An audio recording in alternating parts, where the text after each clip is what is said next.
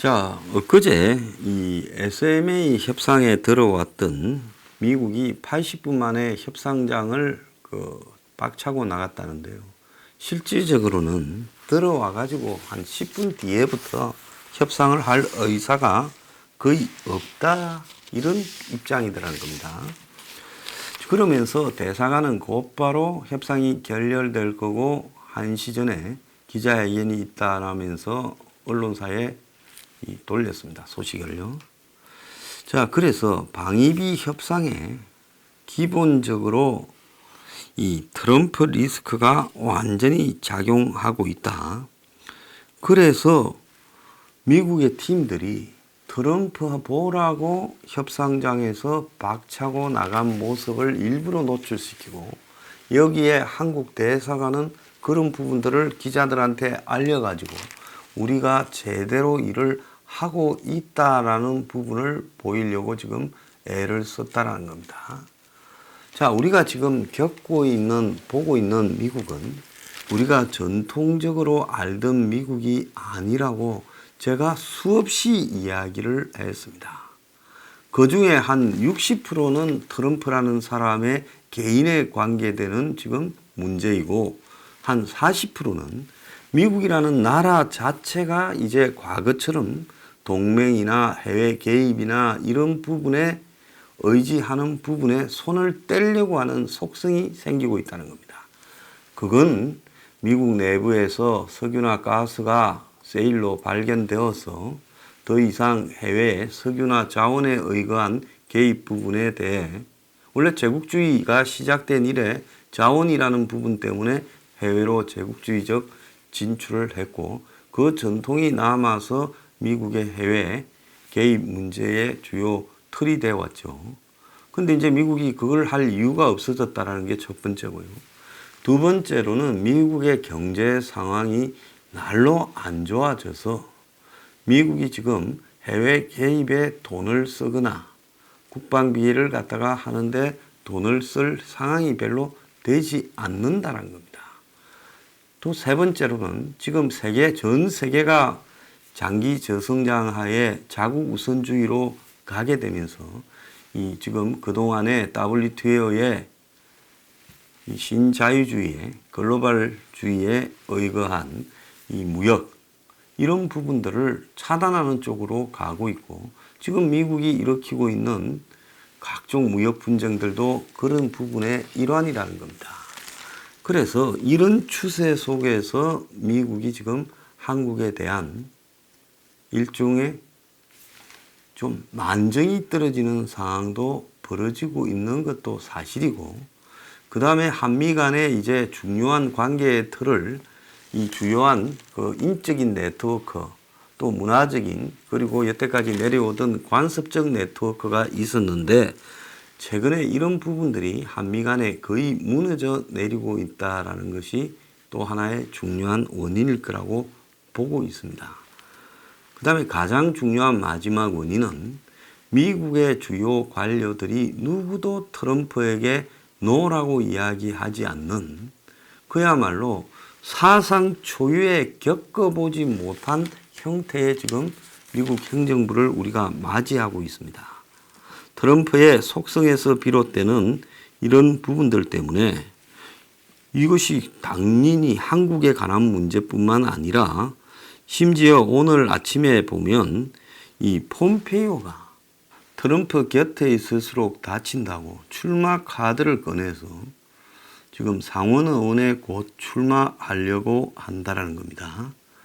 그래서 이 폼페이오가 내년 봄까지 있으려 했는데, 최근에 우크라이나 스캔들이 터져나가면서 폼페이오가 트럼프 편에 서서 거짓을 말하거나 이렇게 장난을 쳤다, 이런 이야기가 나오면서 이 폼페이오에 대한 비난이 가중되고, 그래서 폼페이오가 국무장관 좀 오래 하다가는 상처를 입겠다 싶어서 폼페이오 본인도 지금 빠져나가려고 하고 있다는 겁니다. 그래서 내년에 이 상원 의원 캔자스주 선거에 빈자리가 생겨서 거기 나가려는데, 그것도 지금 트럼프의 척근이라고 별로 폼페이오 평이 안 좋아지면서 쉬운 게 아니다는 거고, 또 우크라이나 부분에 대해서 이 폼페이오가 말을 한 부분을 트럼프가 불평을 하고 있습니다. 국무부를 통제하지 못하고 있다. 지금 이렇게까지 이야기가 나오고 있어요. 이와 관련해서 공화당에 고액 기부를 한 인연으로 EU 미국 주재 대사가 된 트럼프의 측근 중에 한 명인 고든 선덜랜드, 돈 굉장히 많이 기부하고 EU 대사가 된 사람인데, 이 사람이 하원의 의원 청문회에 나가서 트럼프 지시로 우크라이나를 압박했고 대가성이 명확하다라고 하는 말을 진술해 버렸습니다. 자, 이 사람은 트럼프의 측근이었는데 이런 말을 함으로써 대가성이 없었다라는 여태까지 트럼프의 말을 완전히 뒤집어 버렸어요. 다만 이 일을 주도한 사람은 트럼프 개인 변호사 줄리아니 전 뉴욕시장이라고 말을 했습니다. 자, 이런 식으로 지금 미국의 관료들이 이제 관료로 복무하는 부분에 대해 자부심을 느끼기보다는 전부 다 빠져나가려고 한다는 겁니다. 미국의 관료를 하면요, 월급이 많지가 않지요. 미국의 관료를, 고위 관료를 할 수 있을 쯤한 사람들이 회사에 가면 월급이 굉장히 세지요. 그럼에도 관료를 하는 것은 첫 번째는 자부심이고, 두 번째는 이제 경력으로 나중에 더 좋은 자리나 높은 보수를 받을 수 있다. 이것 때문에 관료를 하고 있는데 지금 이런 것들이 국무부 국방부에서 다 무너지고 있어요. 자, 그래서 제가 지금 한국의 이 스텝에 지금 대사관에 문제가 좀 있다, 이런 이야기를 제 아는 미국 분들한테 이야기를 하니까 그쪽에서도 하는 소리가 지금 한국의 이 스텝들이 문제가 있다. 그러니까 이혜훈이 윤상현이 불러가지고 이야기를 했다가 방입이 그 사람들이 밖에 나가서 떠들도록 만들지 않느냐. 자, 그래서 그런 부분들도 미국에서 골치 아픈 부분 중에 하나다 이야기가 나오고, 지금 한국의 기자들이 지금 미국의 한국과 관련해서 영향력이 있는 이런 오피니언 리더를 쫓아다니고 굉장히 피곤한데요. 지금 김정은이가 12월에까지 미국이 입장을 바꿔라고 시기를 못 받고 있는데, 자, 트럼프가 여기에 부담을 느꼈은지 지금 비질랜트 에이스 훈련을 연기했는데, 이 훈련은 연기가 아니라 취소된 걸로 봐야 된다 하는 이야기가 미국에서 있고요. 미국은 지금 국내 정치상의 우크라이나 문제를 한 6주 정도 더 주무르게 되어 있고, 그게 끝나야 지금 미국의 어떤 정책 방향이 정해질 수 있는, 외교 국방 정책 방향이 정해질 수 있는 그런 단계라는 겁니다. 그러니까 한국에서 느끼는 우크라이나 스캔들 문제와 미국의 이 백악관이나 행정부에서 바라보는 문제는 차원이 다르다는 거죠. 누구도 북한 문제에 대해서 신경을 쓰지 못한다는 거죠. 그러면 지금부터 한 6주라 그러면 올해 연말을 넘기게 될 거고, 실제로는 6주가 조금 더 걸릴 수도 있을 거라고 봅니다. 그러니까 북이 원하는 시한 안에 미국이 신경 써서 북한테 뭘 이렇게 해주거나 대응을 할 그런 상황이 전혀 아니다라는 거죠. 북은 지금 저렇게 떠드는 거는 제재 해제가 관건이다라는 지금 미국의 바라보는 입장입니다. 그건 왜 북이 저러느냐?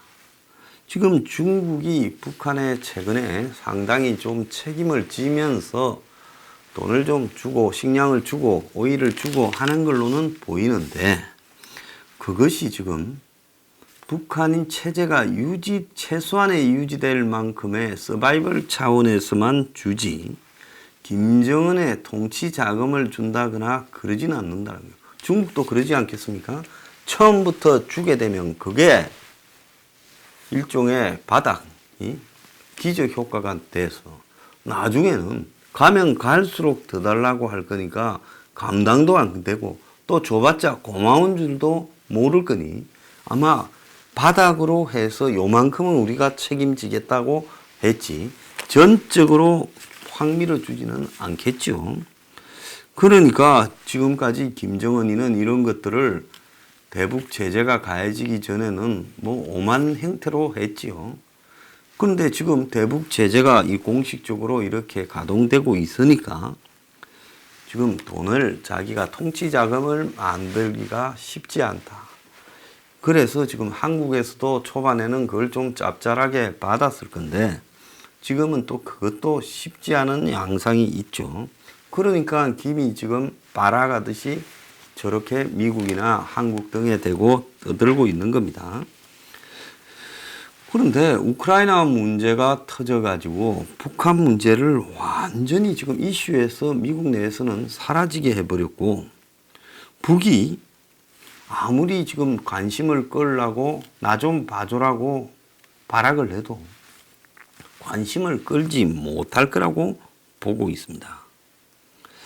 자, 한국의 4월 총선과 관련해서 지금 지소미아 문제와 거기에 따른 미국의 대응, 뭐 철군 철수라든지 통상 무역적 보복이라든지 이런 문제, 그리고 또 조국 수사 문제, 한국의 정권 문제 등이 데미지가 될 거다. 미국에서도 그렇게 보고 있고요. 그리고 김정은이가 올 연말로 시한부를 갖다가 했는데 그러면 김정은이가 북한에서도 공개적으로 저걸 떠들었기 때문에 저 말에 책임을 지기 위해서 뭔가 사고를 칠 건데 그 사고가 뭔지 그게 중요하다는 겁니다. 미국은 절대적으로 김정은이한테 뭘 해주고 싶어도 해줄 수가 없고 무는 그렇게 하고 싶어도 미국이 움직이지 않는 한은 대놓고 못할 거라고 보고 있습니다.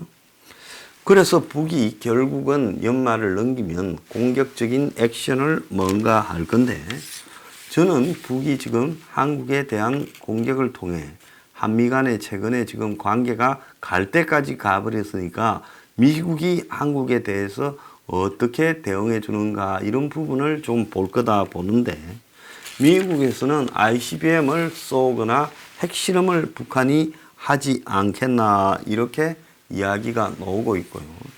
미국 국방부에서는 그렇게 했을 경우에는 국방부 차원에서 한번 붙자 이런 이야기도 있지만은 트럼프가 그렇게 하겠느냐라는 측면에서 지금 회의적으로 결론적으로 내리고 있다는 거예요. 북이 도발을 해도 미국이 군사적 대응을 못할 거다.